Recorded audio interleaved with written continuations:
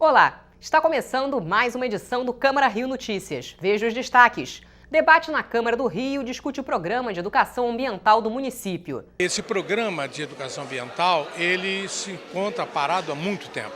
Entra governo, sai governo, entra legislatura, sai legislatura e ninguém realmente convoca a sociedade civil, os técnicos, para debater esse tema que a gente sabe é extremamente importante. Depois de 2 anos de queda, os comerciantes da Saara vivem a expectativa do crescimento nas vendas de Dia das Crianças. E você vai conhecer a Ladeira da Misericórdia, a primeira via pública da cidade que virou patrimônio cultural brasileiro. Esse pedacinho de ladeira preserva muitas memórias da nossa cidade. Um debate público realizado na Câmara Municipal nesta terça-feira discutiu o programa de educação ambiental do município, que começou a ser elaborado há 4 anos. O tema, que é de interesse da população, é conhecido por poucos. Veja os detalhes na reportagem de Renato Chapô.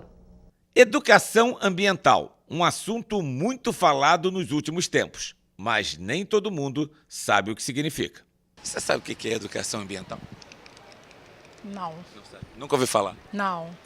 Sabe da importância da educação ambiental? Sei. Qual é? Cuidar-se lá. Isso aí não sei mais nada não. Eu não sei não. Não tem a mínima ideia, nem nunca ouviu falar. Não. E mesmo quem conhece, muitas vezes não sabe o que o município tem feito pelo meio ambiente. Você conhece as políticas de educação ambiental do município? Não. Já procurou saber? Também não. Educação ambiental é um tema que só começou a ganhar força no Brasil nos anos 90, com a ECO 92. Aqui no Rio, só em 2008 foi criada a lei que instituiu a Política Municipal de Educação Ambiental. De lá para cá, na prática, pouca coisa mudou. Há 4 anos, técnicos e autoridades discutem a criação do Programa Municipal de Educação Ambiental, que só deve sair do papel no meio do ano que vem. Por isso, o vereador Célio Luparelli decidiu promover um debate público na Câmara nesta terça-feira. Especialistas e moradores que atuam na área ambiental em várias regiões da cidade participaram do encontro. Nós chegamos à conclusão que realmente os nossos objetivos foram todos contemplados. É um pontapé inicial, porque esse programa de educação ambiental, ele se encontra parado há muito tempo. Entra governo, sai governo, entra legislatura, sai legislatura e ninguém realmente convoca a sociedade civil, os técnicos, para debater esse tema que a gente sabe é extremamente importante para o ecossistema geral, para a nossa sobrevivência e a sobrevivência das gerações futuras. A representante da Secretaria de Conservação e Meio Ambiente explicou que o programa está demorando para sair do papel porque precisa ser amplamente analisado. Processo participativo, ele não é feito dentro do gabinete com 1 ou 2 pessoas, então é um processo de escuta, então as pessoas têm aquele toró de palpite, aquele toró de ideias e a gente, dentro da secretaria, tenta contemplar todas as visões que a população encaminham para a gente dentro das audiências públicas que a gente fez.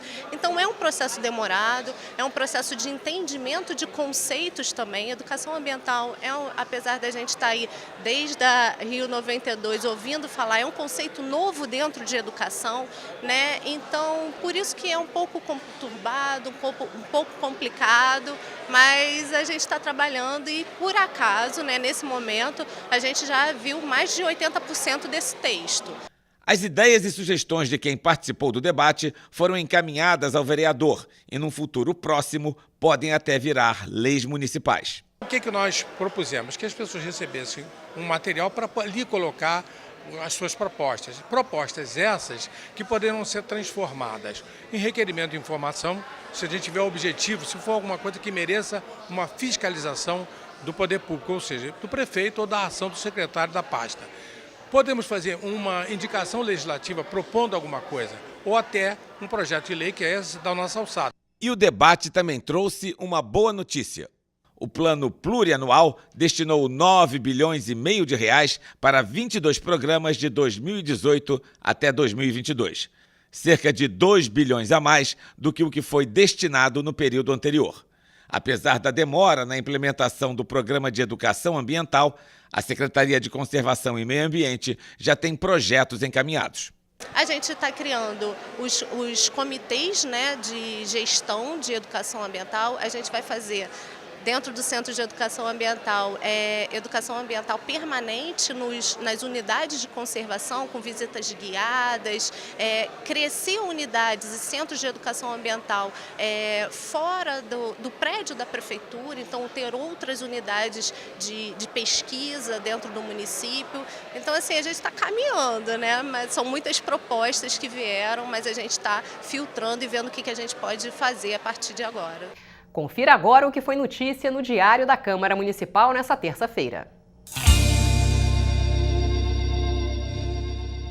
Orçamento do município para o próximo ano começa a tramitar na Câmara do Rio. Debate público discute revisão do Código de Obras e Edificações do município. Procurador-geral explica o funcionamento do órgão responsável pela consultoria jurídica da Câmara do Rio. Após 2 anos de prejuízos, os comerciantes da Saara estão otimistas com a proximidade do Dia das Crianças. A expectativa é de um aumento de 3% nas vendas. Todo ano o comércio capricha para deixar as vitrines ainda mais atraentes para atender um público atento às novidades e decidido na hora de escolher o presente. Quero esse avião. Olhou para a cara do avião e gostou? Gostei. E são exigentes na hora da escolha? Muito! O que você está levando em consideração para comprar o presente do neto? Preço. Bom, bonito e barato. O filho já fez aquela listinha, querendo presente tal? Já fez a listinha querendo presente tal, mas a gente escolhe um bom preço. Vamos ver outro preço. A gente está pichinchando para ver se dá. Graças a Deus os preços não estão tão altos, não. Eles estão procurando o melhor preço, o melhor atendimento. Até essa faixa de R$50 você tem um bom fluxo de venda. E a expectativa do comércio para esse ano é de faturar cerca de R$7 bilhões, uma alta de 3% depois de 2 anos de queda. O empresário Marcelo Awad espera que o setor supere a crise e aposta nas vendas. Sabendo que não íamos ter um grande movimento, comprei o necessário, o básico, o que eu sei que iria vender. Estamos caminhando, vendendo aos poucos, mas graças a Deus estamos vendendo alguma coisa. Se Deus quiser, acredito que para 2018 a situação vai melhorar. Tomara.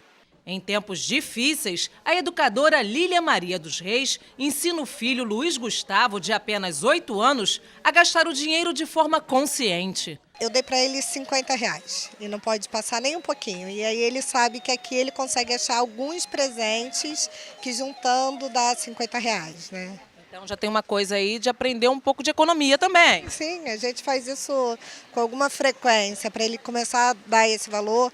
R$50 é a primeira vez que ele ganha, porque é Dia das Crianças. Normalmente ele vem para cá com R$10 e ele consegue fazer a festa aqui no Saara. Você gostou de ganhar R$50? Sim. Foi legal? Sim. E o que você vai fazer com esse dinheiro? Não sei. Veja agora o que foi destaque na sessão do Legislativo Carioca nessa terça-feira. Durante a sessão plenária desta terça-feira, o vereador Tarcísio Mota falou sobre a notícia que o CAP UERJ será transferido para o prédio da Escola Argentina em Vila Isabel. A comunidade escolar da Escola Municipal Argentina foi surpreendida essa semana com a notícia de que o CAP UERJ seria transmitido para o prédio da escola e, portanto, que a Escola Municipal Argentina fecharia suas atividades esse ano e que ano que vem os alunos teriam que estar em outras escolas. E o problema foi uma notícia dessa gravidade ser dada em cima da hora sem que a comunidade estivesse preparada para isso, sem que ninguém tivesse discutido com a comunidade quais são as alternativas e se é mesmo inevitável que isso aconteça. Já o vereador Dr. João Ricardo solicitou a mobilização de todos os parlamentares em relação à situação financeira da saúde municipal. Existia um compromisso do prefeito Marcelo Crivella de descontingenciar, então, recursos que estavam presos na Secretaria de Fazenda em direção à saúde, que viria, então, aliviar um pouquinho a crise que nós vemos na saúde, que não é segredo para ninguém, todos estão vendo. Acontece que, por alguma razão que nós não conseguimos entender, a secretária Maria Eduarda não tem cumprido com esse compromisso e liberado os recursos para a saúde, conforme o próprio prefeito já orientou.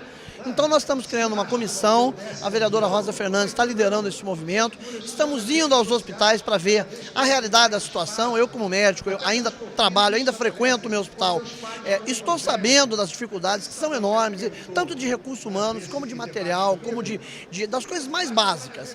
E esses hospitais, os maiores, estão na iminência de serem fechados. Os parlamentares aprovaram o projeto de lei de autoria do vereador Renato Cinco, que permite a presença de doulas nos estabelecimentos hospitalares durante o trabalho de parto e pós-parto. O projeto recebeu 4 emendas que foram aprovadas. Mulheres que representam as doulas no município acompanharam a votação da galeria. A presença das doulas junto às mulheres, né, tanto no trabalho de parto como no parto e no pós-parto imediato, é absolutamente fundamental para a garantia dos direitos das mulheres, para a garantia de apoio psicológico, para a redução da violência obstétrica e das cesarianas desnecessárias, que ainda são um problema grave na nossa sociedade. Agora a gente pode ter um parto, a mulher pode ter um parto digno, porque eu acho que o mais importante ato que a mulher pode ter nessa vida é dar luz a uma vida aqui na Terra. Em sessão extraordinária realizada nesta terça-feira, os parlamentares votaram 7 projetos de lei. Um dos mais polêmicos foi o projeto de lei de autoria da Comissão de Justiça e Redação, que autoriza o Poder Executivo a contratar empréstimo com a Caixa Econômica Federal. Aqui ninguém é contra empréstimo. Pelo contrário, empréstimo é bem-vindo. Mas ele tem que ter transparência. Ele tem que ter uma prévia discussão. Eu não posso aceitar, quase 8 horas da noite, senhores vereadores, uma pedalada dessa aqui. Eu pego 200 milhões e logo em seguida eu autorizo, como disse o Tarcísio aqui, a pagar uma dívida do Porto Maravilha. Vou votar não a esse absurdo, E o governo teria que ter um mínimo de respeito com os vereadores. De ao menos o vereador votar sim sabendo que está votando. O que está acontecendo hoje vão se dar uma explicação que não convence a nada, a justificativa do projeto é quase nenhuma, ninguém sabe como é esse projeto, qual é a garantia, qual vai ser os juros, como vai ser feito esse empréstimo. O que sabemos precisamos botar dinheiro público, dinheiro dos nossos impostos, para que a SEDURP pague a sua dívida, para pagar a dívida com a Caixa Econômica Federal. Se é chantagem, como disse o vereador Tarcísio Mota, que o governo suba aqui e dê as explicações. Apesar da discussão, o projeto acabou sendo aprovado em segunda discussão por 27 votos a favor e 12 contra. Nós aprovamos nessa casa um empréstimo de 650 milhões aproximadamente no primeiro semestre. Acontece que sim, o governo anterior deixou uma dívida, viu, Brizola Neto, de 200 milhões de reais na SEDURP, na operação consorciada do Porto. E é claro, para você pegar um empréstimo sem você fazer os aportes que estão no contrato, agora foi cobrado da prefeitura, e aí de novo a gente pagando a conta, para poder fazer essa retirada do empréstimo lá de trás, aquele de 650 milhões. Então, para fechar o ano, é absolutamente imprescindível para a prefeitura liberar aquele empréstimo lá de trás. Infelizmente, para isso, sim, nós teríamos que pagar essa dívida que ficou do governo anterior. Tanto esse projeto de agora, quanto o projeto seguinte da SEDURP dizem respeito à mesma coisa. O segundo é para permitir que o governo possa aportar esse dinheiro na SEDURP e pagar essa dívida. Sem isso, a gente não consegue tirar os 650 milhões. Na sequência da sessão extraordinária, foram votados outros 6 projetos de lei, 5 de autoria do Poder Executivo e um projeto de lei de autoria de vários vereadores. Por volta de 10 horas da noite, todos os projetos foram aprovados em segunda discussão. E 63 anos depois do início do processo de tombamento, a Ladeira da Misericórdia vira patrimônio cultural brasileiro. O vereador Tarcísio Mota, que é professor de História, comemorou o tombamento da primeira via pública da cidade. Veja na reportagem de Aline Bordalo. Caminhando pela Travessa da Misericórdia, no centro do Rio, nos deparamos com uma ladeira. Vamos subir para ver onde ela vai dar? Bem irregular.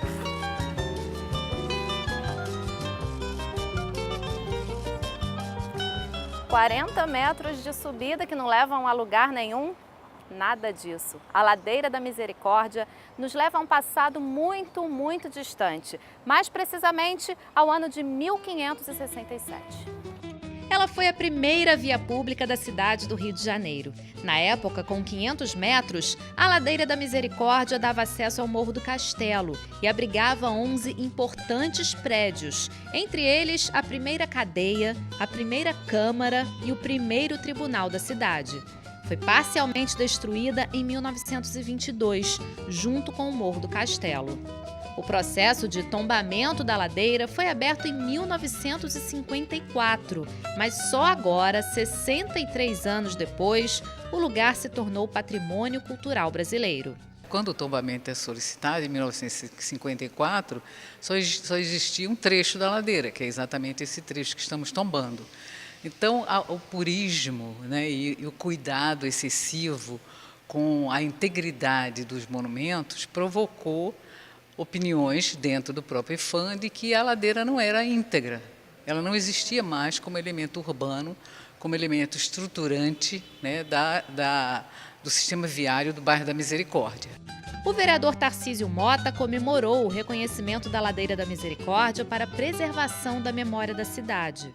A Ladeira da Misericórdia é uma possibilidade de um lugar de memória de um tempo, de uma mudança geográfica, que também é uma mudança social, de qual é o uso do centro. O centro que já foi muito moradia, depois se transforma na porta de entrada e no comércio da cidade, e hoje a gente defende, inclusive, o uso misto para ele. Que voltemos a ter moradias no centro da cidade, que essa é uma questão da mobilidade urbana. Para tudo isso, né, a questão da Ladeira da Misericórdia é fundamental. É uma pena, o IPHAN demorou 63 anos para tombar, mas agora está tombada e é patrimônio da cidade. Ao lado da ladeira está a Igreja Nossa Senhora de Bom Sucesso, a mais antiga do Rio, um lugar cheio de história.